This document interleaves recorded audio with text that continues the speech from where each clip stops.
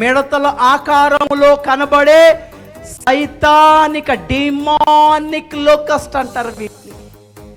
ఇవి వచ్చి మనుషులను కరిస్తే తేలు కుడితే 24 గంటలు అంటండి. తేలు కుడితే ఎంత నొప్పి?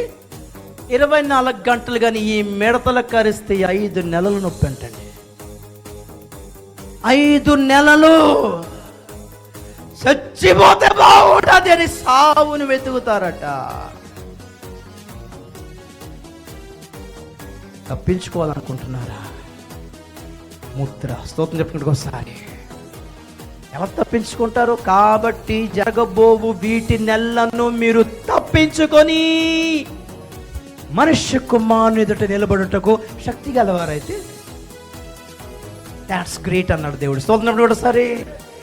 ఈ మహాభయంకరమైన దినాలను తప్పించుకొని, అంటే తప్పించుకుంటారనే కదా, భరించుకొని, సహించుకొని, తట్టుకొని అనే పదాలు అంటున్నాడా? తప్పించుకుంటారు అంటున్నాడు. తప్పించుకొని అంటున్నాడు. తప్పించుకోవాలంటే ఆయన ఎదుట నిలబడిపోండి అంటున్నాడు. సోకనప్పుడు ఒకసారి ఎవరు నిలబడతారు అంటే దేవుని ముద్ర గలవాళ్ళే.